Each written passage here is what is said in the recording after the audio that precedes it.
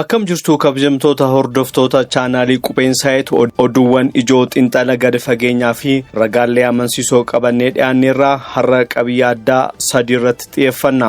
Jawaar Mohaammed qeeqa biltsiginnaa gullalleetiif deebii kanaan hin gaabbu jedhu akkamitti kenne? Yakka dabarsaa nama birrii biliyoona tokko ol kan poolisiin federaalaa saaxilee fi gibira abbummaa konkolaataa isa haaraa ummata sodaachisaa jiru bal'inaan isiniif dhiyeessina. Hanga xumuraatti nu waliin tura.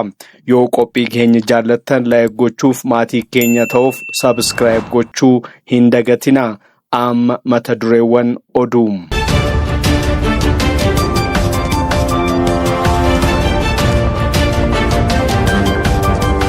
Oduu bal'inaan Jawaar Mohaammed barruulee kutaa sadiin baaseen qeeqa waggoota dheeraaf dhimma ABO qeerroo fi jijjiirama bara 2018 irratti xiyyeeffatuuf deebii gad fageenya qabu kenneera. Barruu isaa bara 2009 OLF is damaged beyond repair jechuun walqabate Jawaar akka ibsetti kaayyoon ABO sirrii ta'us caasaan hardweeriin isaa laamsha'ee waan tureef qabsoo Oromoo hidhaas maraa jiru jalaa baasuun Oromiyaatti galchuun dirqama ture jedha.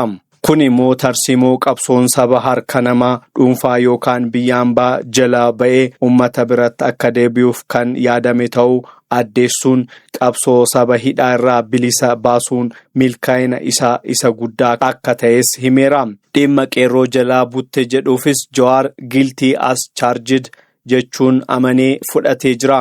Qabsoon qeerroo kanaan dura Girmaa Xuronaatiin hoogganamu tiika wayyaaneetiin dhuunfatamee akka ture kan ibse Jawaar inni caasaa tiikaa san jalaa qeerroo baasuun tarsiimoo qabsoo nagayaa ammayyaa hidhachiisee wayyaanee gara Maqaleetti akka galtu taasisuu isaa himeera.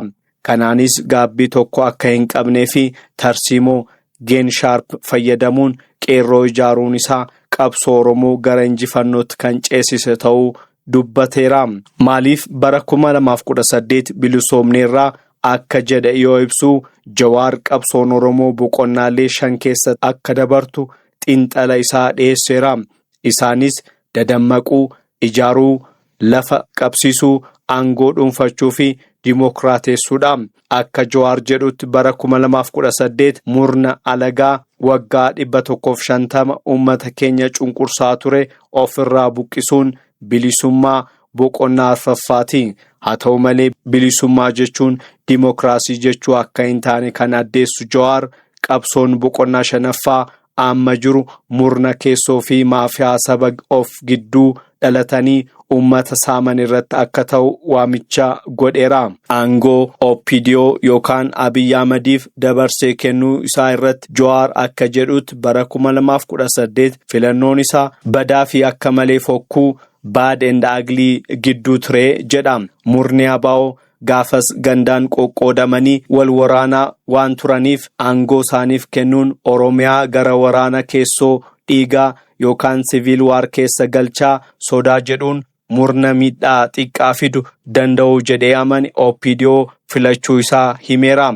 Murtii kanaan Oromiyaa diigumsa irraa oolchuuf yaalus qabsoon amma itti fufu garuu maafiyaa keessoo ummata saamaa jiran ofirraa buqqisuu irratti akka xiyyeeffatus addeesseera. Poolisiin federaalaa garee yakka namoota 17 Mohaammed Xaahir jedhamuun durfamuu to'annoo jala oolcheera. Gareen kun waggoota muraasa keessatti namoota 40,000 ol seeraan ala erguun miidhamtoota irraa birrii biliyoona tokko ol sassaabeera. Miidhamtoonni Yamanitti mana dhiphoo keessatti hidhamanii reebichi sukkanneessaan irratti raawwatamaa ture. Gareen kun miidhamtoota utuu reebanii viidiyoodhaan waraabuun maatii isaaniitti erguun dhiibbaa sammuu uumaa turan. Yakka kanaan namoonni 60 ol lubbuu dhabaniiru. Dubartoonni hedduun ammoo gudeeddiif saaxilamaniiru. Poolisiin qabeenya shakkamtootaa hunda dhorkuun galmee qorannoo ministeera haqaatti ergeera. Mootummaan Itoophiyaa gibira abbummaa konkolaataa haaraa vehicle ownership tax bara bajataa bara 2027 irraa eegalee hojiirra oolchuuf seerawwan xumuraa jira. Mootummaan waggaa jalqabaatti dinagdee biyyaa irraa dhibbentaa 0.1 waggaa lamatti immoo dhibbentaa 0.2 walitti sassaabuuf karoorfateera. Kanarratti yaada kan kennan hayyuun dinagdee obbo Aschaaloo Tafarraa akka jedhanutti yeroo ammaa ol ka'iinsi gatii dhibbentaa 13.4 ga'ee jiru. Kanarratti gibirri kun namoota konkolaataa isaaniitiin galii guyyaa argatan irratti dhiibbaa guddaa uumaa jedhu.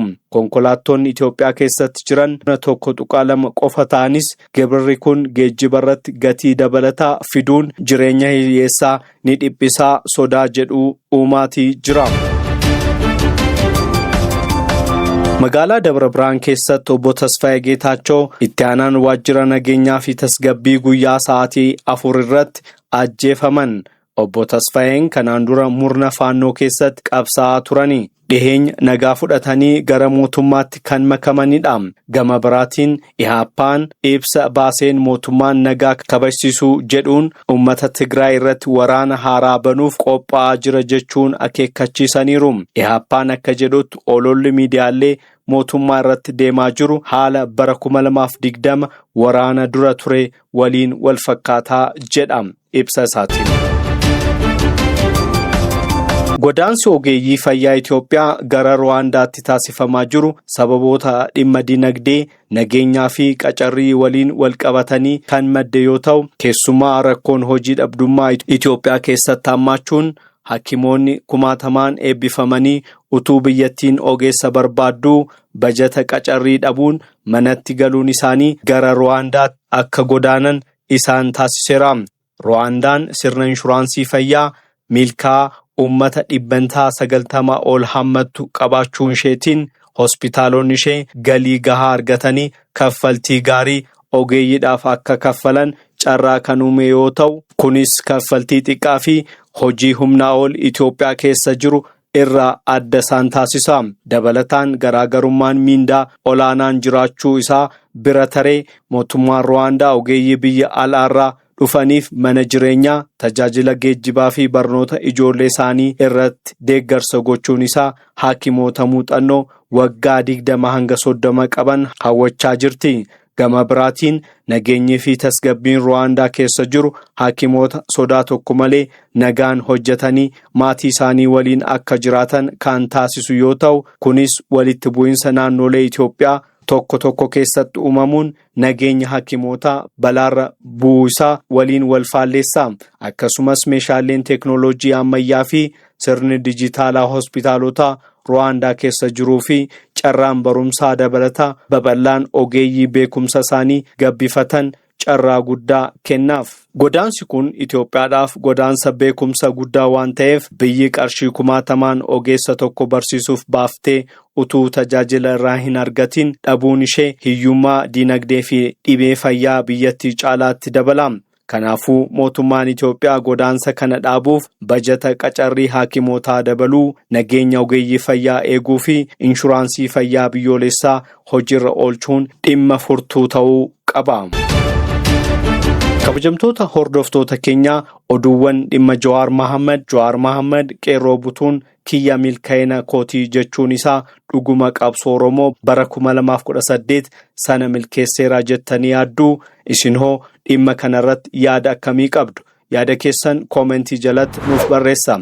Chaanaalii Qubeen Saayit hordofuu keessaniif galatooma. Akka odeeffannoowwan dabalataa isin ga'aniif laayik, sheerii fi sabskiraayib gochuu hin dagatina. Galatooma.